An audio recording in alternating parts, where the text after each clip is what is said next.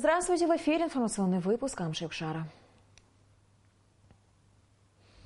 Сегодня в программе с целью дальнейшего сотрудничества представители Законодательного собрания Санкт-Петербурга в Абхазии. В памяти ученого в Сухумской школе номер 3 прошел вечер к 75-летнему юбилею Юрия Воронова. В актуальных вопросах детской неврологии первая научно-практическая конференция для педиатров в Сухуме.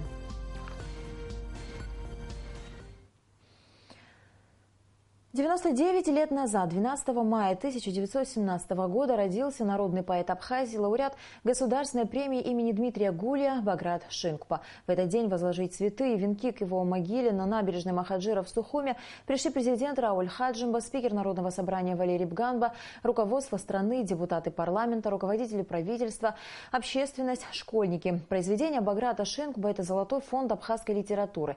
В 1938 году вышел его первый сборник стихов «Первые песни». Лирические шедевры, созданные им, получив музыкальное звучание, стали популярными народными песнями. Его известный роман «Последний из ушедших» популярен в Абхазии и далеко за ее пределами. Книга повествует о трагической судьбе убыхов, вынужденных покинуть свою родину во время русско-кавказской войны и за короткий срок исчезнувших с исторической арены. Баграт Васильевич также был активным участником национально-освободительного движения абхазского народа, государственным и общественным деятелем. Избирался председателем Президиума Верховного Совета Абхазской АССР, был депутатом Верховного Совета СССР 5-го созыва. Если касаться его творческой индивидуальности, то это реформатор абхазского стиха. Если в 60-е годы прошлого столетия произошел глубокий перелом в плане гармонии, формы и содержания абхазского стиха, абхазской поэзии, это в первую очередь благодаря гению Баграта Васильевича Шинкупа. Все, что написано им, оно пропитано национальным духом. И Баграт Васильевич один из немногих классиков абхазской литературы, который смог преодолеть железную устойчивость традиций. То есть он пошел дальше, глубже. Мне близка его философская лирика.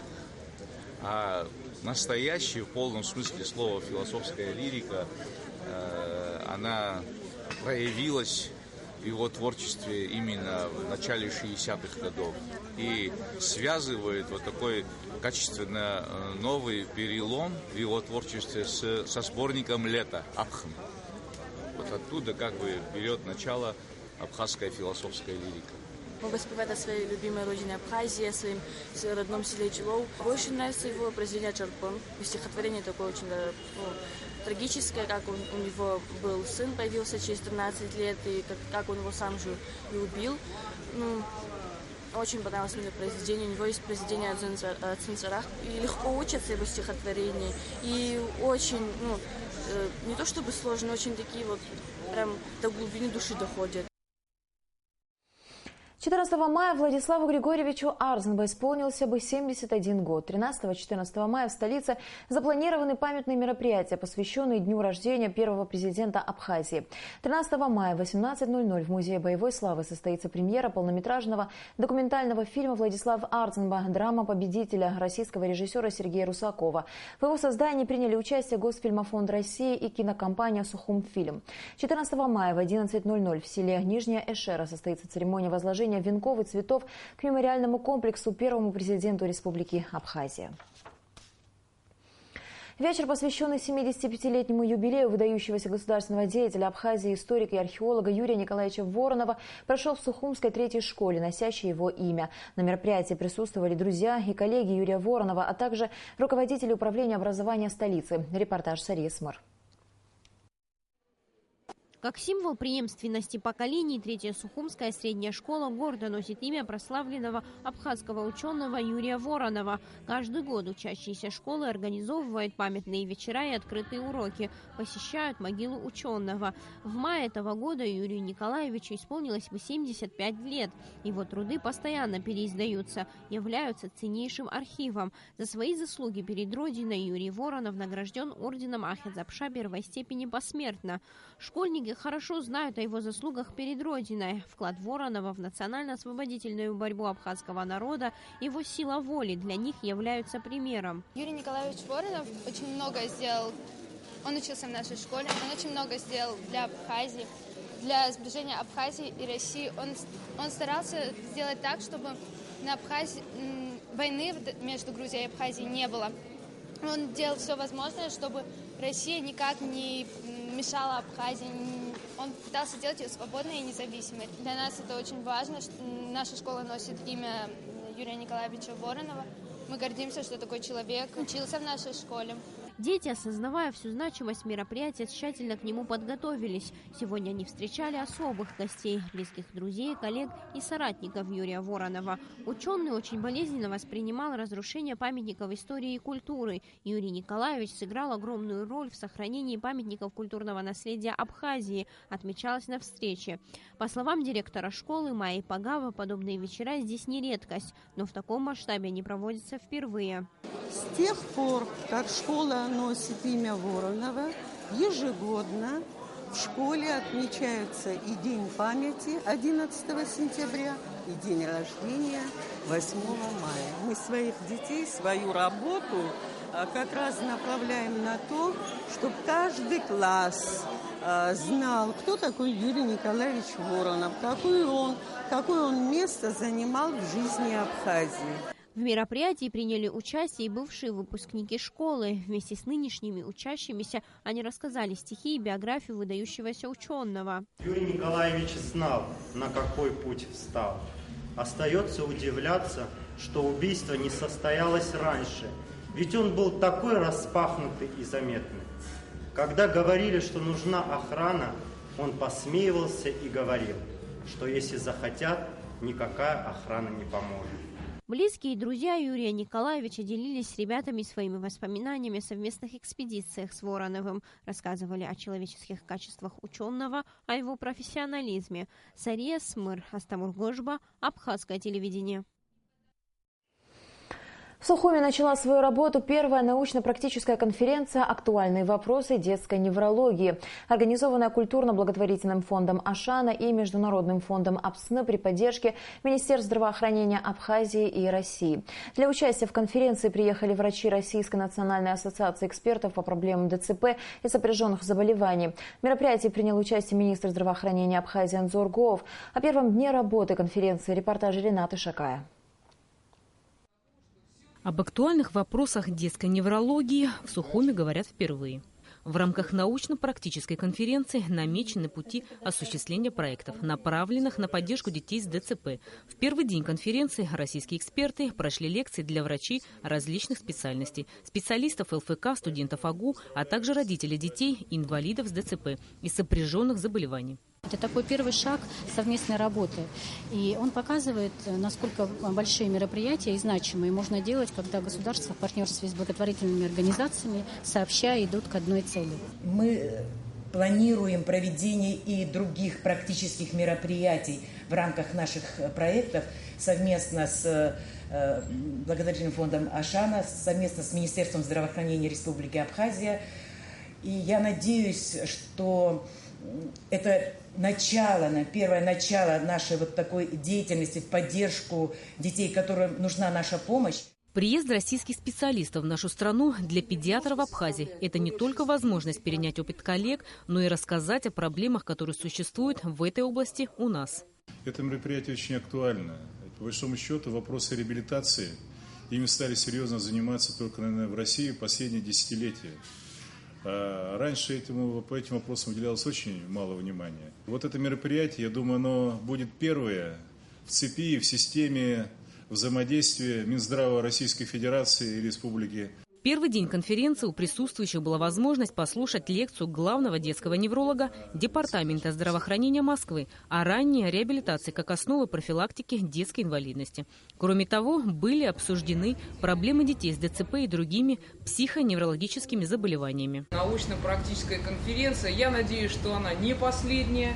Будем планировать такую, делать, наверное, акцию большую, когда мы, взявшись за руки с вами, с огромным уважением друг к другу, будем помогать друг другу, У нас 30-летний опыт работы клиники, поэтому мы считаем своим долгом рассказать вам о том, как мы работаем. Не так давно в Сухуми открыли реабилитационный центр для особенных детей. По словам директора центра Виолетты Гагуля, подобного рода конференции очень важны и для сотрудников центра, и для родителей детей. Мы очень рады на самом деле, что вот такие вот врачи приехали к нам. Имея республиканский реабилитационный центр, я думаю, что мы, конечно, должны сотрудничать и с Россией, и с другими странами, которые имеют уже передовой опыт по проблеме детской инвалидности. Во второй день конференции запланирована ее практическая часть. В Сухумской детской поликлинике пройдут мастер-классы для педиатров и детских неврологов, осмотр детей с нарушениями нервной системы.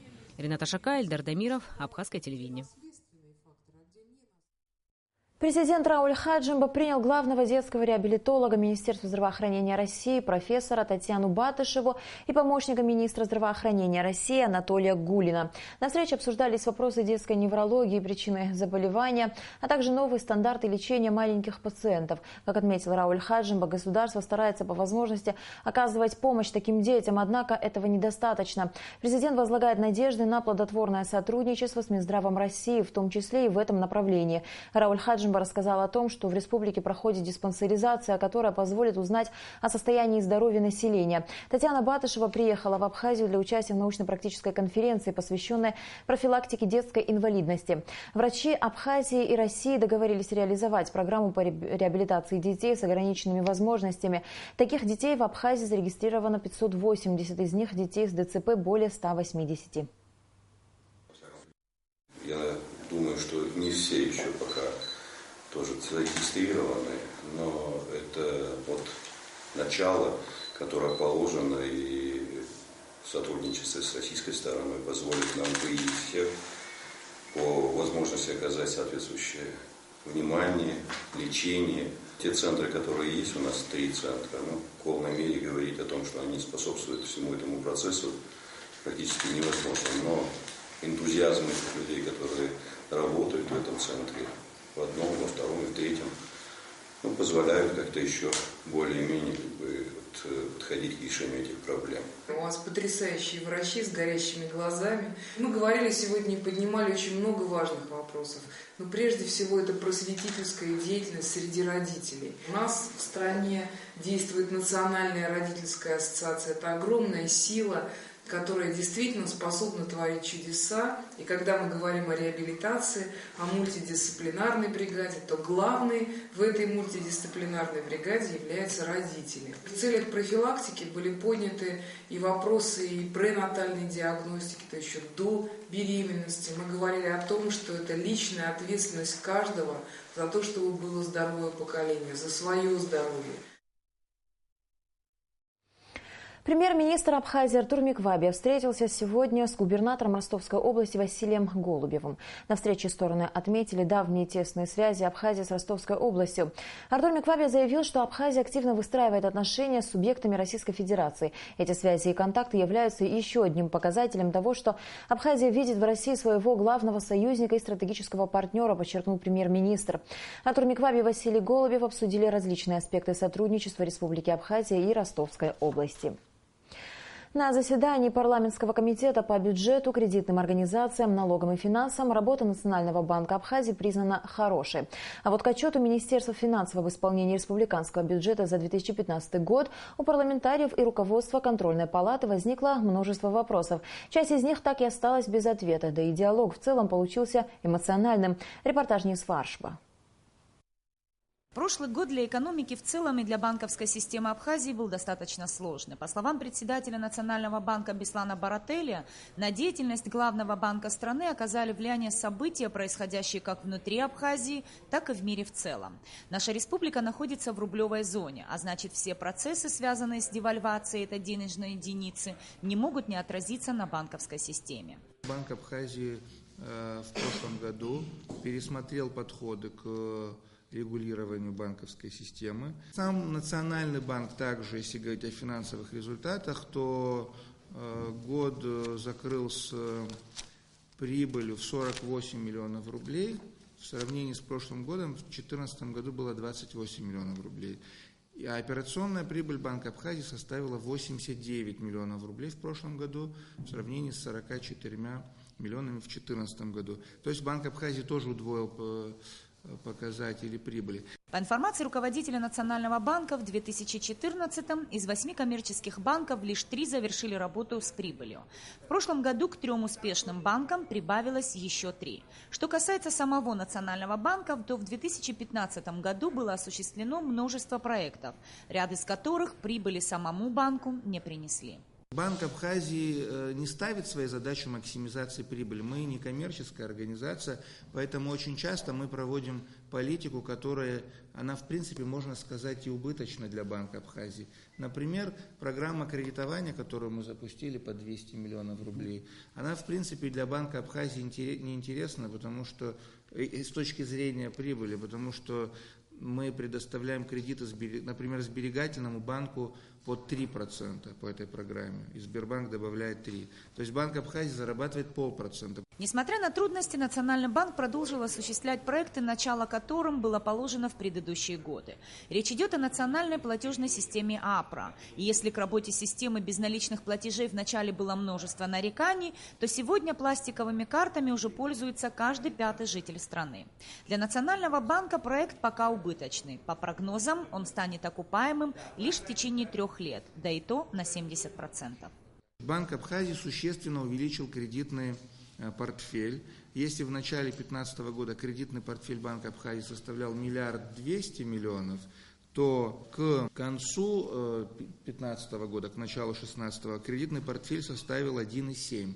То есть почти на 500 миллиарда рублей увеличился портфель Банка Абхазии, соответственно, это привело к увеличению доходов банка. Обсудив отчет Национального банка, парламентский комитет принял решение рекомендовать Народному собранию утвердить документ. Второй вопрос исполнения республиканского бюджета за 2015 год вызвал оживленный интерес журналистов не только по объему информации, но и эмоциональному накалу его обсуждения. Основная дискуссия началась после того, как глава контрольной палаты Абхазии Роберт Аршпа сделал ряд замечаний. Мы когда увидели приказ, особенно последний, 2016 года, о продлении, о предоставлении отсрочек, на приказе стоит вообще гриф ДСП. Что значит ДСП? Для служебного пользования или для избранных, или для кого этот приказ? Мы говорим, что есть вот ситуация. Более 40 миллионов возникла задолженность за 2015 год, а вся остальная задолженность возникла за предыдущий год.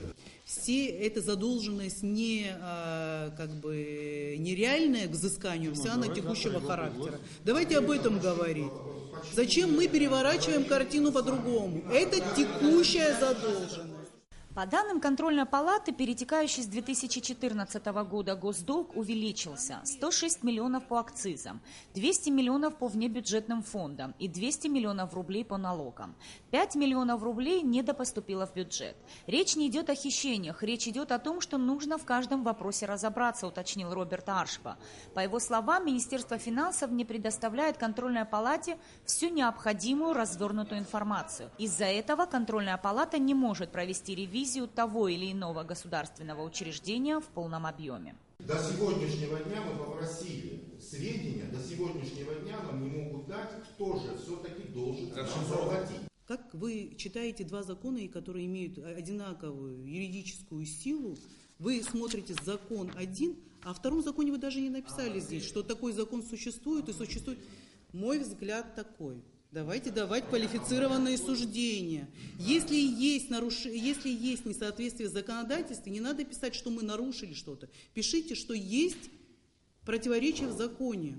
Депутат Беслан Цвинария попытался узнать у министра финансов, что означает фраза «меньше измененного прогноза показателей». Кто изменил, каким образом и какой документ это решение подкрепил. Ответом парламентарию стала новая дискуссия, результатом которого стали взаимные обвинения двух государственных структур. В целом парламентарии планировали рассмотреть 6 вопросов. 2 из них они сняли с повестки уже в начале комитетского заседания. Из 2 отчетов об исполнении республиканского бюджета и работе Национального банка проголосовали за каждый, даже при том, что к одному из документов у них было множество вопросов и нареканий. Нисфа Аршба, Алексей Агухава, Абхазское телевидение. Представители законодательного собрания Санкт-Петербурга находятся с визитом в Абхазии. Делегацию принял первый вице-премьер правительства Шамиль Адзенба. Он поприветствовал собравшихся и выразил благодарность за их стремление наладить отношения с Абхазией в различных сферах деятельности. Гости из Санкт-Петербурга ознакомились с различными аспектами государственного устройства нашей страны.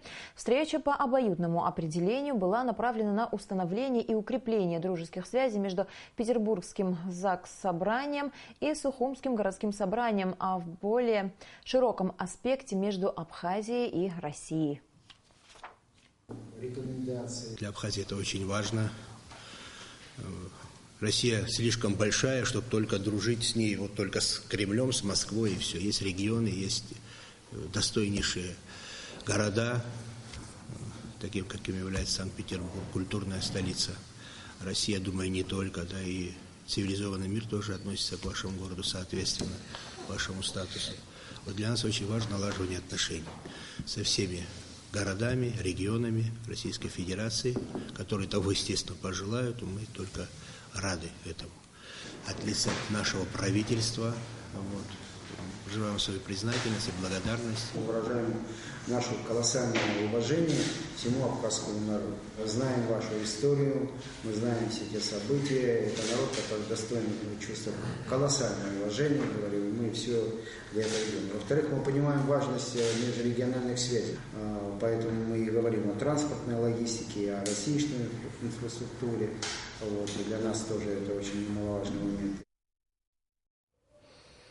Представители Сухумского городского собрания и Законодательного собрания Санкт-Петербурга подписали протокол о намерениях. Документ был сформирован по итогам переговоров между двумя ведомствами. Участники встречи отмечали важность развития связи между органами представительной власти Сухума и Санкт-Петербурга. Высказывали уверенность в том, что развитие сотрудничества между сторонами принесет пользу обоим городам. Стороны договорились согласовать и подписать меморандум между городским собранием Сухума и Санкт-Петербургским Заксобранием. Меморандум включает в себя пункты о сотрудничестве в культурной, научной, образовательной и туристической и других сферах. В Сухуме начал работу Международный конгресс работников образования России и Абхазии. В Сухумском доме учителя состоялось пленарное заседание подписания соглашения о сотрудничестве. На конгрессе обсудили социально-экономическую ситуацию в системе образования, проблемы и пути их решения. Сима Аргун продолжит тему. Интересы работодателя и работника никогда не будут совпадать полностью. Работодатель всегда будет стремиться к тому, чтобы выжать из рабочего как можно больше, заплатив как можно меньше. Социальное партнерство на деле не всегда эффективно. Подобного рода задачи приходится решать профсоюзам по всему миру. От эффективности образования зависит будущее страны. А в основе успешной работы отрасли – труд работников этой сферы. Комитет профсоюза работников образования, науки и учащейся молодежи Абхазии ведет активную работу в этом направлении. А опыт российских коллег немаловажен. По опыту можно сказать, что это немаловажное значение имеет, если вот за такой срок мы действительно сможем подписать такое соглашение, и в дальнейшем будет такая насыщенная работа, то у них уже все этапы они преодолели, нам кажется, и у нас есть чем поделиться, у нас есть тоже определенная работа, и совместно, я думаю, что у нас будет хороший итог плодотворный. Участниками конференции были подняты актуальные вопросы в области образования. Представители профсоюза из Свердловской области поделились своим опытом работы. Профсоюз в любом учреждении является полномочным представителем всех работников, если больше половины работников состоят в профсоюзе. Так вот, на сегодня у нас есть и передовые организации, и муниципальные, и вузовские, где у нас высокий процент охвата, и где профсоюз представляет решающее слово и отвечает за все то, что делается в коллективе. А есть организации, где на сегодня еще нет вот такой, то есть есть маленькая профсоюзная первичка, но она не является полноправным представителем всех. И поэтому мы сегодня ведем серьезную работу по тому, чтобы укреплять наше право представлять всех. Звучало много вопросов об уровне заработной платы, социальных гарантиях, о пенсионном возрасте, о режиме рабочего времени, о проблемах, с которыми сталкиваются профсоюзы и путях их решения. Чем живет первичная организация профсоюзной средней школы номер 2 имени Пушкина города Сухум. В лице нашей школы хотелось бы рассказать, конечно, как работают первичные организации в школах. Какие вопросы мы решаем, чтобы осуществить первостепенную задачу представить наши проблемы, представить и как мы защищаем интересы членов профсоюза, улучшаем условия труда и отдыха, повышаем, конечно же, правовую культуру. Свердловская областная организация профсоюза работников образования и науки и Комитет профсоюза работников образования, науки и учащейся молодежи Абхазии подписали соглашение о взаимовыгодном сотрудничестве.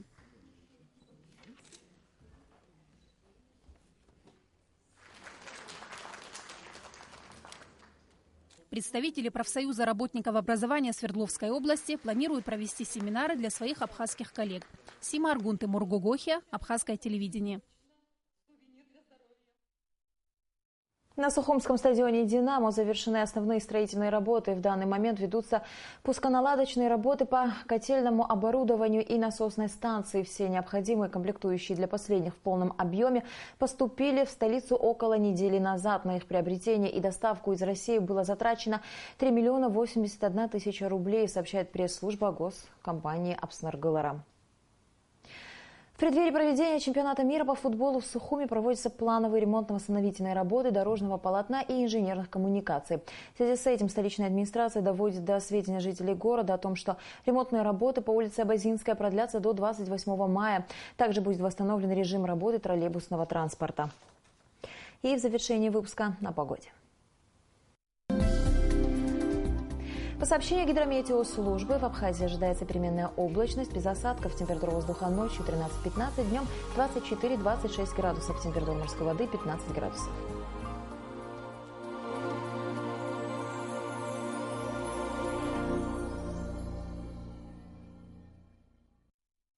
На этом наш выпуск завершен. До скорых встреч в эфире.